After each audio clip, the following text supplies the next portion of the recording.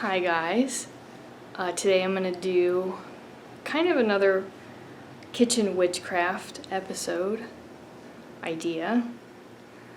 For whatever reason, I was just kind of thinking about the issues of depression and anxiety, and even though it's not really specifically occult,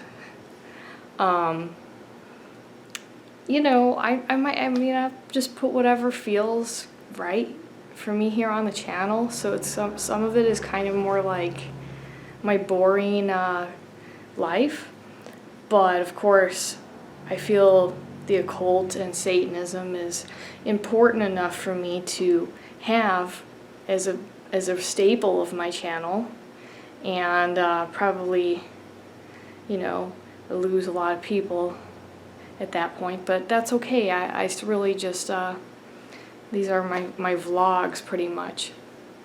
So, besides just herbs and natural remedies, which I've turned to more in recent years, in my 30s, because they work and they have usually less harsh side effects. But I figured I would just do reviews of different medications I've tried, and maybe it would be helpful to somebody, or somebody can share their experience. I always love hearing that. So the first I've been in therapy on and off for years. I'm not currently going. I might go again this next year, just for kind of just for a few months to keep sort of a maintenance of my health, because I find that kind of useful. But basically this goes back to when I was probably about 21, just to turn so. And I had never been on any kind of medication. Even as a kid, I never took Ritalin or Adderall or any kind of drugs, prescribed drugs as a child. So I was an alcoholic from a very young age. I started drinking at 14, alone, in this kind of unhealthy way, and over the years it got worse, and after I got sexually abused, for 6 months, afterwards I developed, which I have been formally diagnosed with, PTSD. So I really think that had to do with that. So in any case, this relates to that, because I drank so much. I got a blood alcohol content of 0.52, and death can occur from 0.35 to 0.40 is usually, when they start to see death. Most people kind of drink themselves asleep or unconscious, but I had to get my stomach pumped, and I shouldn't have lived. The reason I did live is because of my tolerance and dependence on alcohol. So that is why I was able to survive this high BAC. And it really, I don't know how to put it. It kind of made me care. That's kind of a weird way to describe it, but I realized I was going to try to do something for myself after that point. Usually I would drink the equivalent of 24 beers a day, or a couple of bottles of hard liquor, and maybe a 6-pack of beer. So I really was a hard drinker, and it started off when I was really, really young, probably drinking a couple shots of vodka every other day. And nothing has ever really affected me in that way that alcohol does. So I've just never experienced this whole addiction. I've tried other drugs, and it's just, everybody is different, of course. So that was it. And of course, alcohol is kind of like the thing that teenagers are supposed to do. There's all these different things, right? And it's honestly like the worst drug for me. And it really, I'm not sure why that is. Blood type, mixed heritage, I'm not sure. It's just how that was. So in any case, after I got my stomach pumped, I started to reduce my drinking. I did get out of the hospital and drink, but I had to. So I cut it down over the course of, let's say, 3 months to not drinking at all. Now I started to smoke a lot of pot, to try to deal with the coming off of it, because I couldn't quit cold turkey. I was too addicted. And that really helped relieve some of the physical pain and agitation associated with withdrawal. So by that time, though, once I had, not drank alcohol for about 2 weeks, I went to go see a therapist. And she said, okay, I got all set up for regular weekly sessions. And she wanted me to go see a psychiatrist to get going on some medication.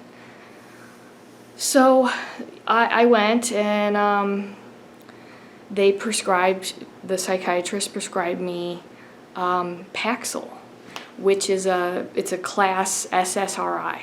So it means selective serotonin reuptake inhibitor, to try to alleviate some of the depression, likely associated with the PTSD, and in conjunction with therapy. So I thought, great, I was really hopeful and excited about this. And I actually, even at my worst times in my life, guys, I still love to read. I still researched. There was that part of my mind that loves to learn, and I'm very curious. That was always there, and it's part of what helped me come out of this eventually. But so I read all the stuff that you can't take with it, like NSAIDs. You shouldn't take with SSRIs. Psychedelic drugs, because of that whole issue where they both work on serotonin receptors. Just a whole list of other over-the-counter things, and then things like different blood thinning and blood pressure medications, which didn't apply to me, but I still, I read the actual medication guide with it. So I was aware of all these things, and I took it as prescribed. So it was at that point, I was probably on it for about 4 days. And I was living away from my parents, and I drove hours to go be with them because my college at the time was on spring break. And I was, at this point doing pretty good at school because of the, getting healthier. Even though I didn't feel good, and the depression was, it was a weight to carry for sure. But I knew that was something that had to be done. So anyway, I was just to my parents. I brought my medicine along, my Paxil, and I was taking it. I think that, because of course it's been all those years, but I think this was a scenario where I was supposed to take it twice a day. And I was doing it. Well, the day after I got to my parents, I started I got a fever, and I started having diarrhea. I started vomiting, and I started shaking as the day went on, because this started early in the morning. And I thought, at first, we thought, oh, I have the flu. And as the day went on, I just got that the shaking got worse and worse. So my mom she went to the grocery store and she got some things to make chicken noodle soup, really kind of believing this whole thing about me being really sick, which is what I thought too. And by the time that she got back, I just couldn't even, I couldn't even speak. The shaking, and I couldn't even stand. It was like when if you get so drunk and you have that, oh, I can't stand up very well, like that lack of coordination. And just, I couldn't quit dry heaving, like that wouldn't stop. And I had diarrhea till I had no fluids. And I just was like, I started to see things. Like almost like blurred visual, open eye visuals from the dizziness. And I was like, okay. So they took me because like I said, I couldn't speak and I was just the sweating, so they knew something's wrong. And my parents even packed the medication, I was taking, and off to the hospital we go.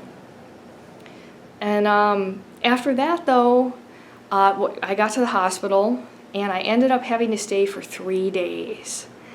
And the first thing they did, was sedate me to get my convulsions down. It was crazy. They said I had serotonin syndrome. And they did ask me, have you done drugs? Have you drank? And I hadn't at that point in almost a month. So as far as like alcohol immediately affecting me, or even these other things I was aware of, like taking NSAIDs with it, I did my homework. I really wanted this to work for me. And I got so freaking sick having to stay in the hospital. And then, of course, I went back to the university and I told the psychiatrist what happened. And she said, oh, don't take it. And then I did turn back to drinking. Not, okay, like next day I'm going to start hard drinking, but just having a couple of drinks at night. It really discouraged me, which is really unfortunate that, for a period of time, I did just go to therapy weekly to have somebody to talk to about it. But I was just so freaked out. Like, I thought if I try to go on another medication, I'm going to get sick and I'm going to fucking die. But if I drink, I'm going to die. And it was an unexplainable, hopeless feeling. And I know that, these things, they work for a lot of people. SSRIs, the standard antidepressant, I know people who take them and they really, really help. But there's also people out there that this is a thing. I guess I'll pop a link in the description of what serotonin syndrome is. And my understanding is there can be mild versions of it where you be like if you get the like the flu or a cold, like body ache and headache. But that's also if you take antidepressants and you forget, let's say your pharmacy runs out, your insurance expires, you just stop taking it, then you can get antidepressant withdrawal syndrome. But that's a whole nother video. So that was just my first try though of just medication, and it really discouraged me for something like a year and a half. I was like way too afraid to try another medication because I really thought that it would like poison me, that I would die. But eventually I had to kind of keep trying, realizing that was the choice. The choice to live is to keep trying to find a way to maintain anxiety and depression. And so that journey continued. But anyway, that's my review of, and since then, I've never been prescribed another SSRI because they've been too afraid to try to do that with me. So it's been other medications I've tried. So anyway, that's it. And it was Paxil. But I know they work for a lot of people, but that's my story. I'll see you guys later.